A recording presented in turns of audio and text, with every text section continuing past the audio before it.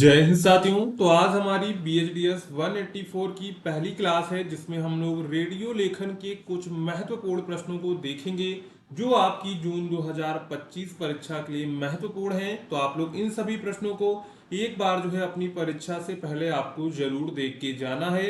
एक एक करके हम लोग सभी क्लासेस इसकी लेंगे जो भी इंपॉर्टेंट क्वेश्चंस हैं, जिससे आपका जो है जून 2025 का जो एग्जाम है वो अच्छे से कवर हो सके। अगर आपको ये क्लास पसंद आती है तो आप लोग चैनल को सब्सक्राइब एंड वीडियो को लाइक करना मत भूलिएगा, जिससे आने वाली वीडियो नोटिफिकेशन आपको टाइम टू टाइम मिलती रहेगी और आप लोग जो है सभी क्लासेस को अच्छे से कर पाएंगे। तो चलिए एक एक करके यहाँ पर हम लोग सभी क्वेश्चंस को कवर करेंगे। यहाँ पर सबसे पहले हम लोग देखेंगे रेडियो का इतिहास, इसका उद्भव कैसे हुआ और इसका भारत में विकास कैसे हुआ, वो हम लोग देखेंगे। इसके बाद हमको रेडियो लेखन के समय कौन कौन सी बातों का ध्यान रखना चाहिए, ये सारी चीजें आज की इस कक्षा में हम लोग देखेंगे। अगर आपको इसका गेस्ट पेपर डाउनलोड करना है, अगर आप डाउनलोड करना चाहें तो आपको सिंपली गूगल पे जाना है, shop.hindustanknowledge.com सिंपली सर्च करना है। इसकी लिंक आपको डिस्क्रिप्शन में मिल जाएगी, तो वहां से भी आप लोग इस पेज पे आ सकते हैं। सिंपली यहाँ पे आपको आना है और यहाँ पे आपको अपना पेपर कोड डाल देना है, जो भी आपका पेपर कोड है। यहाँ पर सर्च कोड दिख रहा है, जैसे हम यहाँ पर डालेंगे BHDS 184। ठीक है, तो यहाँ पर देखिए रेडियो लेखन हमारा सॉल्व गेस्ट पेपर आ गया है। सिंपली इस पर आपको क्लिक करना है और यहाँ से आप लोग इसको परचेज कर सकते हैं। अगर आपको कोई प्रॉब्लम होती है तो आप इस नंबर पे व्हाट्सअप हमको कर सकते हैं। चलते हैं वापस हम अपनी क्लास पे। तो सबसे पहले यहाँ पर हम लोग देखेंगे रेडियो के इतिहास को, इसका उद्भव कैसे हुआ और भारत में इसके विकास क्रम को देखेंगे। तो रेडियो संचार का एक प्रमुख, महत्वपूर्ण और प्रभावशाली माध्यम है जिसने श्रोताओं तक सूचना, शिक्षा और मनोरंजन पहुंचाने में महत्वपूर्ण भूमिका निभाई है। यदि आज संचार ना होता तो हम आपको ये क्लास भी नहीं पढ़ा रहे होते। इसका उद्भव और विकास तकनीकी नवाचारों, सामाजिक आवश्यकताओं और सांस्कृतिक परिवर्तनों से प्रेरित रहा है। ये आप लोग जानते हैं कि आवश्यकता ही आविष्कार की जननी है, यानी कि जब हमको इसकी आवश्यकता लगी तभी रेडियो का विकास हुआ। तो सबसे पहले हम लोग देखते हैं रेडियो का उद्भव। रेडियो का वैज्ञानिक आधार 19वीं शताब्दी के अंत में स्थापित हुआ। 1864 में जेम्स क्लार्क मैक्सवेल ने विद्युत चुम्बकीय तरंगों के अस्तित्व का सिद्धांत प्रस्तुत किया। आप लोग जानते होंगे, आपने फिजिक्स में पढ़ा होगा, मैक्सवेल ने क्या किया था, विद्युत चुम्बकीय तरंगों की खोज की थी। और 1888 में हेनरिक हर्ट्ज ने इन तरंगों की प्रयोगशाला में पुष्टि की। इसके बाद 1895 में गुग्लियल्मो मार्कोनी ने पहली बार बिना तार के संकेत भेजने की सफलता प्राप्त की, जिसे वायरलेस टेलीग्राफी कहा गया था। 1906 में रेगिनाल्ड फॉन्सेडन ने पहली बार मानव आवाज का प्रसारण किया, जिसे रेडियो प्रसारण की शुरुआत माना जाता है। तो सबसे पहले क्या हुआ, मैक्सवेल ने विद्युत चुम्बकीय तरंगों की खोज की। इसके बाद हेनरिक यानी कि हर्ट्ज ने उसकी प्रयोगशाला में पुष्टि की। इसके बाद गुग्लियल्मो मार्कोनी ने पहली बार बिना तार के संकेत भेजने में सफलता प्राप्त की, जिसे कहा गया वायरलेस टेलीग्राफी। इसके बाद 1906 में रेगिनाल्ड फॉन्सेडन ने पहली बार मानव आवाज का प्रसारण किया, जिसे रेडियो प्रसारण की शुरुआत माना जाता है। इसके बाद भारत में रेडियो का प्रारंभ कब हुआ, तो भारत में रेडियो प्रसारण की शुरुआत 1920 के दशक में हुई। 1923 में बॉम्बे प्रेसिडेंसी रेडियो क्लब और अन्य रेडियो क्लबों ने निजी स्तर पर प्रसारण शुरू किया। 1927 में भारतीय ब्रॉडकास्टिंग कंपनी लिमिटेड IBC ने बॉम्बे और कलकत्ता में 2 रेडियो स्टेशनों की स्थापना की, लेकिन यह कंपनी 1930 में दिवालिया हो गई।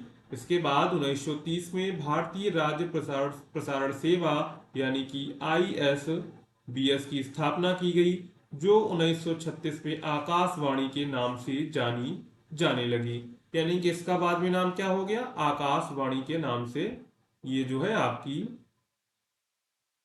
जानी जाने लगी। इसके बाद स्वतंत्रता के बाद रेडियो का विकास कैसे हुआ उसको देखेंगे। तो भारत की स्वतंत्रता के बाद आकाशवाणी ने राष्ट्रीय एकता और सामाजिक जागरूकता के प्रचार प्रसार में महत्वपूर्ण भूमिका निभाई। 1956 में आकाशवाणी को आधिकारिक रूप से आकाशवाणी के नाम से जाना गया। 1957 में विविध भारती सेवा की शुरुआत की गई, जो मनोरंजन और संगीत के लिए प्रसिद्ध हुई थी।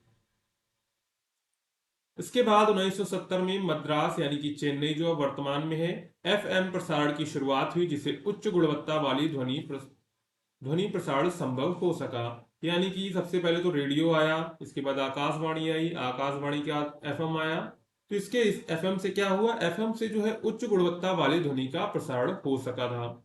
इसके बाद अगर हम लोग बात करें तो आधुनिक युग में रेडियो का परिवर्तन कैसे हुआ, तो 1990 के दशक में भारत सरकार ने रेडियो क्षेत्र में निजी क्षेत्र की भागीदारी को बढ़ावा देना शुरू किया।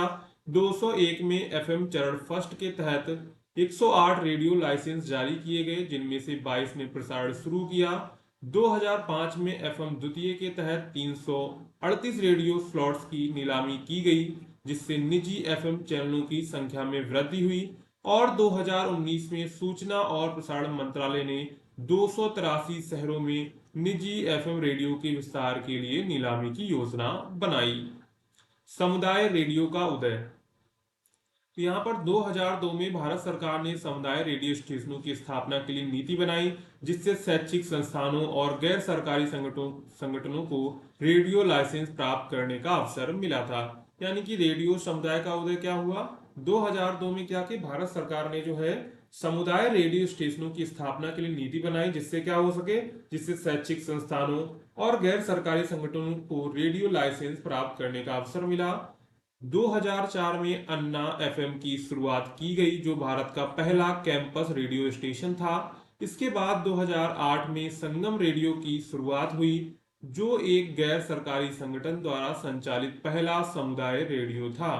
जनवरी 2024 तक भारत में 481 समुदाय रेडियो स्टेशन कार्यरत थे, जो किसानों, आदिवासियों, तटीय समुदायों और विशेष रुचियों वाले समूहों को सेवा प्रदान कर रहे थे। तो ये समुदाय रेडियो का उदय करने का फायदा हुआ, जिससे आम लोग भी जो है इसमें शामिल हो सके। अब यहाँ पर अगर हम लोग बात करें कि वर्तमान परिप्रेक्ष्य में इसके समक्ष चुनौतियां क्या हैं, तो आज के डिजिटल युग में रेडियो ने इंटरनेट और मोबाइल प्रौद्योगिकों के साथ मिलकर नए रूप में अपनी उपस्थिति दर्ज की है।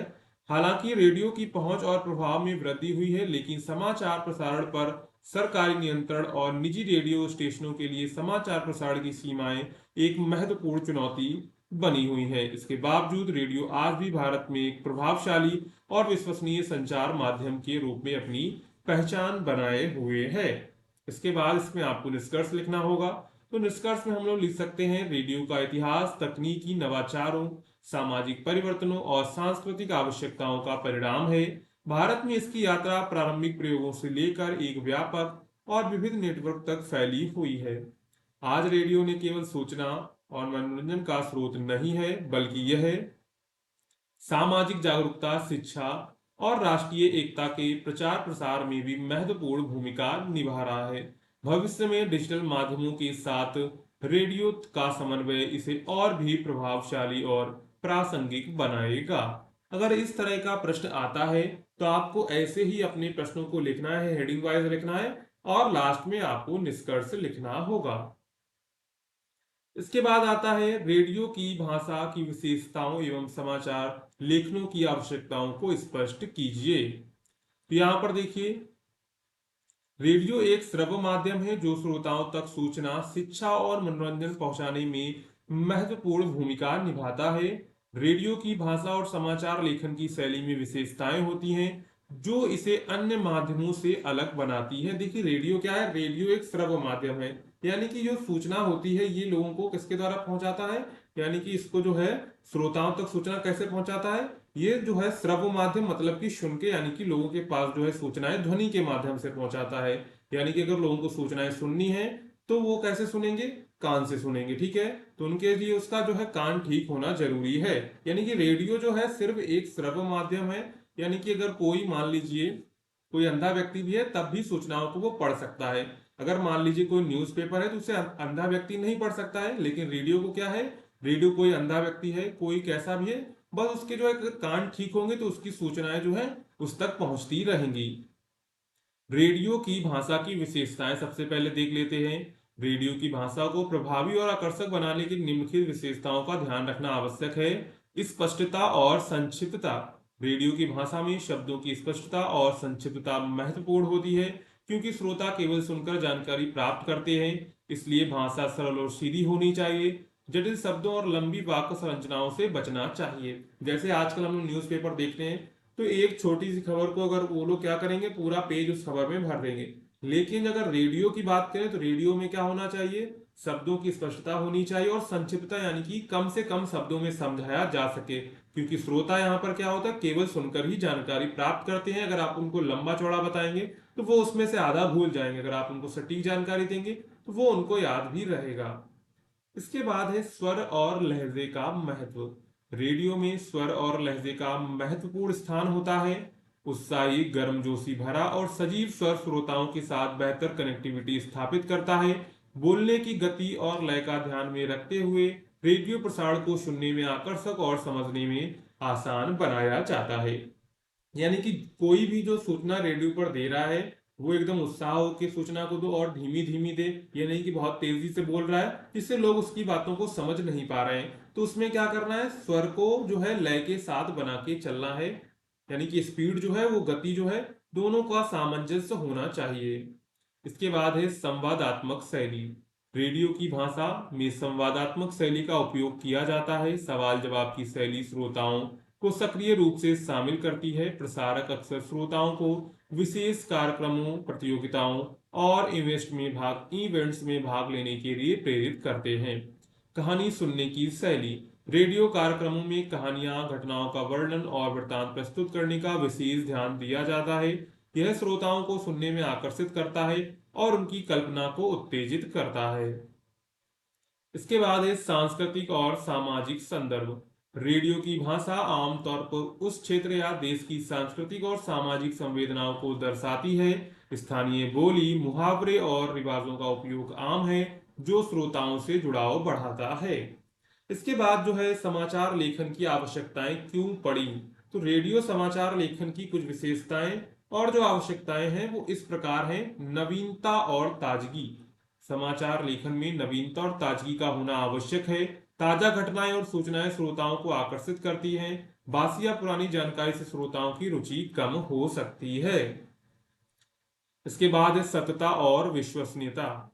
समाचार लेखन में तथ्यों की शुद्धता और सत्यता का ध्यान रखना आवश्यक है। यानी कि रेडियो में आप कोई भी सूचना दें तो वो बिल्कुल सही होनी चाहिए। गलत जानकारी से रेडियो स्टेशन की विश्वसनीयता प्रभावित हो सकती है। यानी कि अगर आप गलत जानकारी देंगे तो इससे क्या होगा, रेडियो स्टेशन की जो विश्वसनीयता है वो प्रभावित हो सकती है।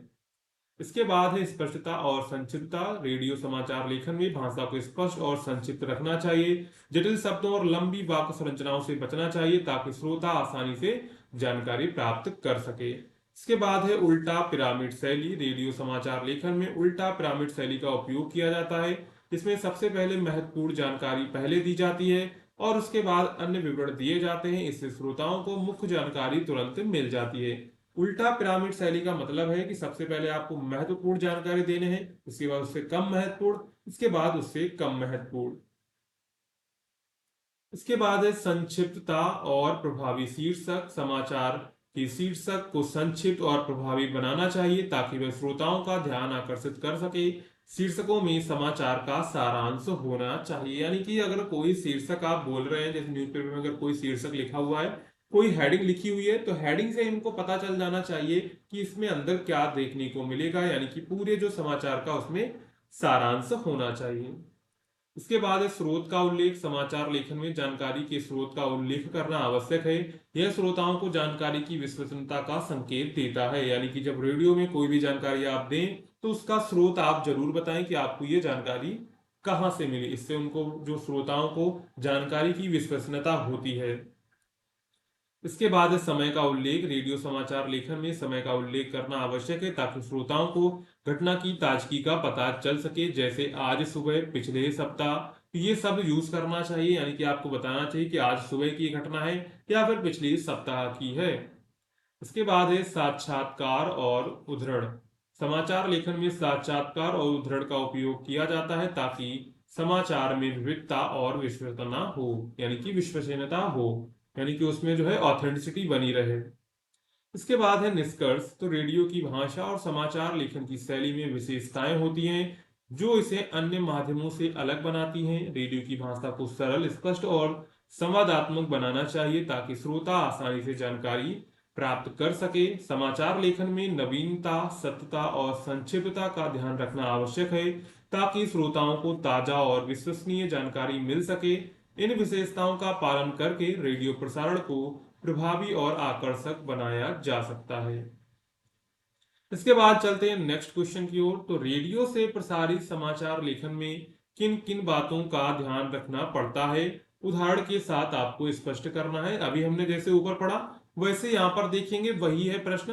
देखिए प्रश्न रेडियो में क्या हो, लॉट पॉट जो आपके इधर उधर के प्रश्न आके आएगा प्रश्न एक ही, लेकिन उत्तर जो है उनके अलग अलग हो सकते हैं। यानी कि आपको एक क्वेश्चन का आंसर याद कर लेना है, बस उसी से रिलेटेड सारे क्वेश्चंस होते हैं। जैसे देखिए यहाँ पर पूछा गया है कि लेखक ने किन जो समाचार लेखन में किन किन बातों का ध्यान रखना चाहिए, वही बातें यहाँ पर देखिए बताई गई हैं। नवीनता और ताजगी रखनी चाहिए, सत्ता और विश्वसनीयता रखनी चाहिए।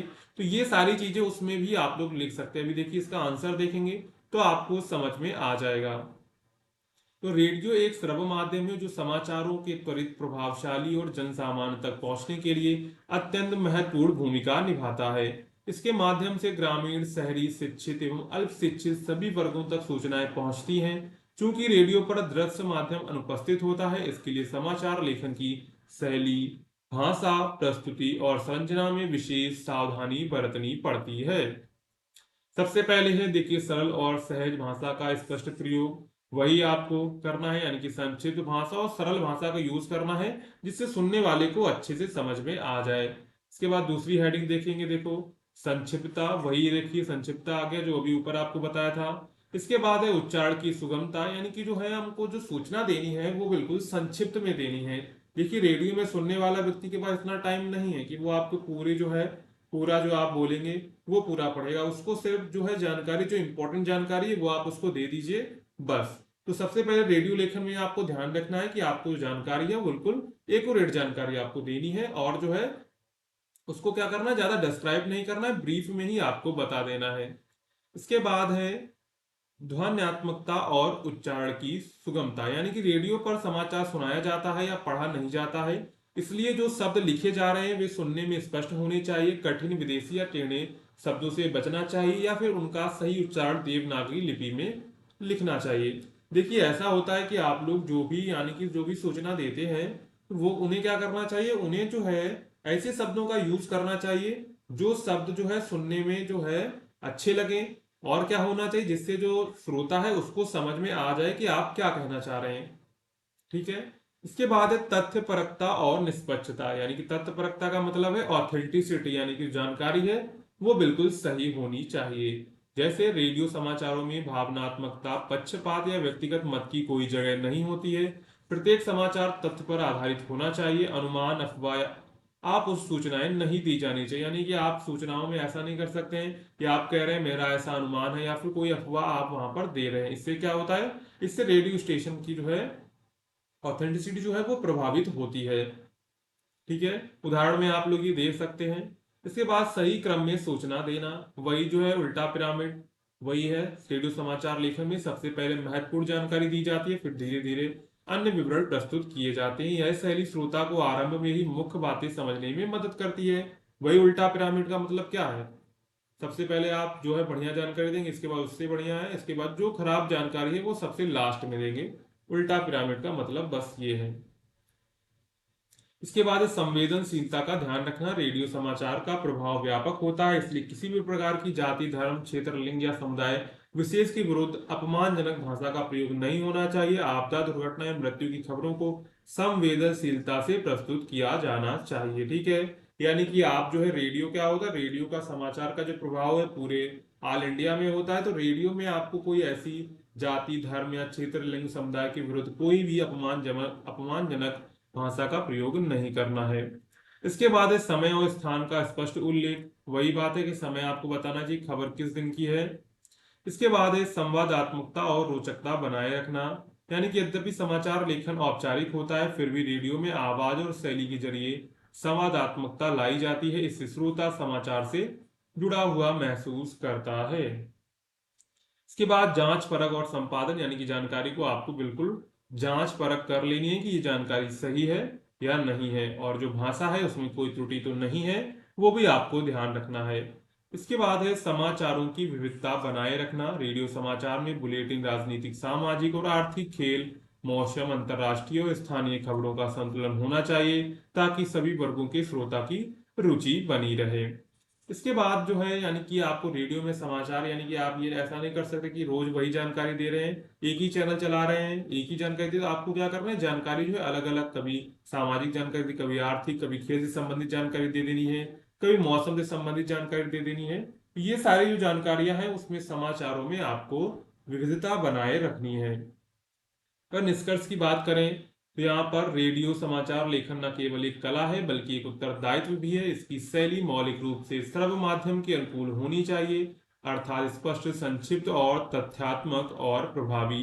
आज जब सूचना के विविध माध्यम उपलब्ध हैं, रेडियो की भूमिका अभी भी ग्रामीण क्षेत्रों, आपदा प्रबंधन और दूर दराज के इलाकों में समाचार पहुंचाने में अहम है। अभी भी गांव में लोग रेडियो सुनते हैं, ठीक है। एक अच्छा रेडियो समाचार लेखक वही है जो समय की नब्ज को पहचाने और श्रोता की भाषा में उसकी समझ के अनुसार बात करे। यानी कि आपको क्या करना है, श्रोता के अनुसार ही जो है बात करनी है और श्रोता के अनुसार ही भाषा का प्रयोग करना है। वही अच्छा रेडियो समाचार लेखक कहलाता है। तो ये आपके जो है कुछ महत्वपूर्ण प्रश्न थे जो आज की क्लास में हमने कवर किए। आपको ये क्लास कैसी लगी आप लोग कमेंट करके जरूर बताइएगा। और अगर आपने अभी तक वीडियो को लाइक नहीं किया है, अगर आपने अभी तक चैनल को सब्सक्राइब भी नहीं किया है, तो चैनल को सब्सक्राइब एंड वीडियो को लाइक करना मत भूलिएगा, जिससे आने वाली वीडियो की नोटिफिकेशन आपको टाइम टू टाइम मिलती रहेगी।